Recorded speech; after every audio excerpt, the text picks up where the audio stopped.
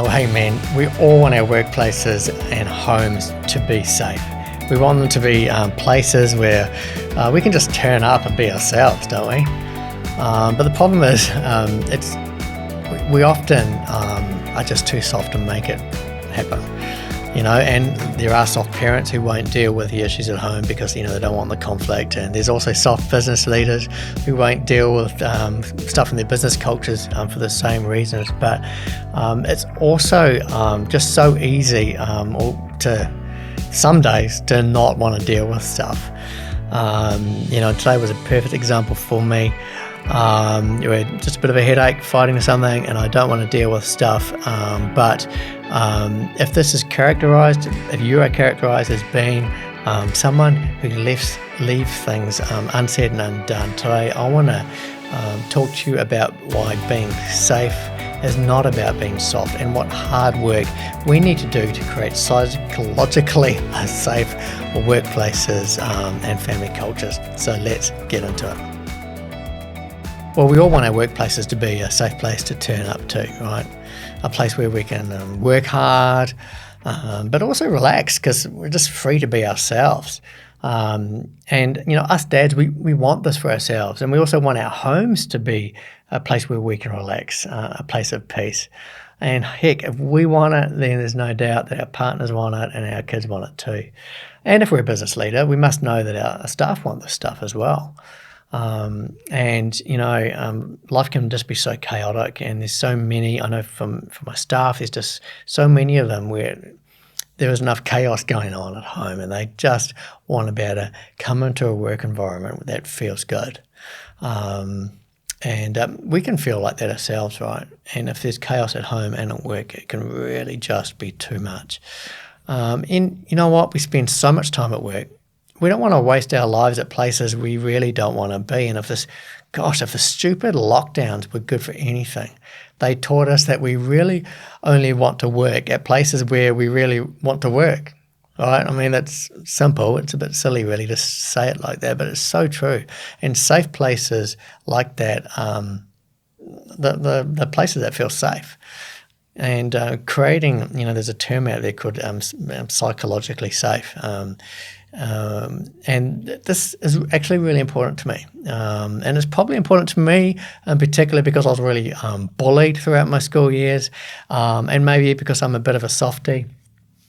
But because I'm all about family, I really see this as something we've all got to do a little bit better. See, what I've learned is that being safe isn't about being a softie at all, and it's actually really hard work. And I know that I can actually often look like a bit of a hard ass because I just won't let some things stand. And what I've learned is that to be safe, I have to stand for something. My family home has to have some firm rules, and so does my work. And if those rules don't exist, people soon don't feel safe. And if I'm not present, also, this is something else that you learn as a leader and as a dad, that if you're not present more often than you're not to defend those rules and to stand up and to hold a higher standard, then things can quickly slip and people can start to feel unsafe. I'll give you some examples from the workplace. And the family. Gossip. Let's talk about gossip, right? Man, I hate gossip. Now, I mentioned in one of my other posts about the amount of gossip we've had in our workplace this year. It was just one or two individuals who got their knickers in a twist about some things that they really didn't understand. But they made sure the whole world knew about it. When I talk about the whole world, I'm talking about the whole company. And this gossip achieves nothing except fouling the company culture. And foul the company culture it did. It quickly made the place feel less enjoyable. Hidden conversations, quiet little snickers and corners, or at the smoker room. The tainting of people's perception of their teammates and the company. And all of this gossip, if left unchecked, can really just make people think really poorly of other people and the team without any real sense of the truth. I've seen this happen in home environments as well. Mums and dads talking poorly about other people's mums and dads, and even doing that in front of the kids. Now, none of this stuff makes the world a better place. And, my wife and I have a rule around gossip. And this is the thing with rules, is you do need to personalise them. One rule doesn't fit all. But because, we're all about family. That's what we're pretty much involved in. And so if we care about family, then we decided early on, then we will only talk about family if we can be generous to that family. If we're talking about how we can help them, how we can assist them. And so gossip is something that we've really had to catch ourselves on. If we're just talking to make ourselves feel good about a family, then we stop.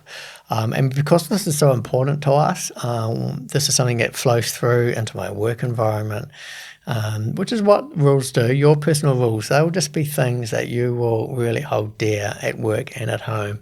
And so, if you work for me, you're and you catch me talking about you to someone else, it's not going to be about bad stuff. Most of the time, I'm not perfect. I do get this wrong, but I try to be really intentional about that, about making sure that if I have some concerns about your performance, I'm going to talk about that to you. And gossiping about the person can be quite harmful. But if you can engage with the person directly with care and compassion, then that's really healthy. And that's what people need. What people need to know is, hey, there's something here that needs to be talked about. And if you care enough about the person, you will talk about it. So, hey, company culture where gossip isn't in check, they aren't safe. But there's something else that I think about when I think about creating safe places, and that is failure. Now, I'm not talking about failure itself, but cultures that punish failure with impunity can feel really unsafe. Now, have you noticed that nobody says sorry anymore? And have you ever wondered why? Man, you know what? I just find this really interesting, that in this caring, all-inclusive world we live in today, where literally anything goes. You can do anything. You can be anything. You can be anyone. You can choose whatever for yourself. Anything goes except a good mistake. If you cock up, we make sure you know about it. And we do this to our government. Because of this, you won't find a single politician that will say sorry. It must be trained out of them. Instead of saying sorry, here's how all the other things you say. And gosh, some of my the workers that come into my workplace have got this down pat. They know how to not say sorry. But perhaps as a parents, we need to have a bit more grace towards our kids. We need to provide the freedom to fail in our homes. But perhaps you're not modelling it either. Do you model saying sorry to your kids? When you make a mistake, when you're too harsh, when you say something really unloving, do you say sorry? I love it when one of my staff says, hey, I cocked up. I really made a mistake here. And at that point in time, that person hasn't become worthless to me. All of a sudden, they've become almost invaluable, because they've shown that they have the competency to see that they've made a mistake, first thing, and then second thing, having the character to admit it. They're the perfect person to work with you on solving the problem, whatever system, often it's a system breakdown or whatever it was that contributed to the mistake. They're the perfect person to help solve it. And if you say, hey, thanks, I really appreciate you telling me, let's get on to fix it, right? And if you can model that, and if even one or two employees see you being a safe person to fail in front of, that leaches out into the rest of the team, and it just starts to make the whole place feel better. I know some of you could say, hang on, you're just going to raise a bunch of failures. And I say, yeah, we all fail. And we all want to be in places where we have the freedom to fail and get back up. Now, I know, listen, this is a bit tricky. Not all failures are easy to get back up from in a way that's safe for people. So that's why I say that being safe is not about being soft. It's really hard. It's really hard work, and you have to be really intentional about it. But one thing for sure is that safe workplaces and family cultures, they don't just happen. They are made. See, soft leaders, they ignore things. They leave things unsaid and undone and unrepaired. Safe leaders are the opposite. They make sure the right things aren't ignored, and they make sure the right things are said and that the right things are done, and that things are repaired and made better. You can't ignore failure. You do have to deal with it, and that is hard. But soft leaders, if you're characterized as being soft, you'll be characterized as someone who ignores mistakes. All right, and that's, I guess, what this is all about. But there's another factor that creates unsafe places, and this is something I'm really bad at, and it's about having fun at other people's expense. And honestly, this is something I've really had to work on, because I like to have a little joke. I like to have a fun environment, and I like to be a little bit silly. And often it's easy to do this at other people's expense, and I try not to do it in a way that's harmful, but I know at times it can be. I want to blame my brothers and sisters. Honestly, when we get together, I'm one of 6 kids, and we're all old bastards now, obviously, and old, whatever the girl version is of that. I can't say that word on YouTube. But yeah, when we get together, we just have so much fun, and there's so much clever banter that is at each other's expense, and we just love it. But when someone does it to me, that's not a family member, I don't like it. I really don't like it. And so if you're doing it to your staff, there's a good chance they won't like it either. And that probably if this is you, if you're characterised as that, then probably what they really just want to hear from you is some words of encouragement. So yeah, how safe is your workplace or family culture? Are people gossiping at home or at work? Is your culture characterised as being a place where people talk about other people behind their backs in a way that's constructive? Or really unconstructive, I should say. What are you modelling there? And who are you holding to account around that at home and at work? Do people have the freedom to fail at your workplace? And what about your kids? Here's a really good question for you. What happened the last time your child really, really pissed you off? When they really did that thing that they shouldn't have done? And it really just got under your skin. What happened?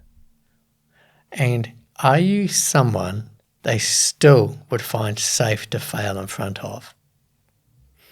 Right? Are you someone that they would still find safe?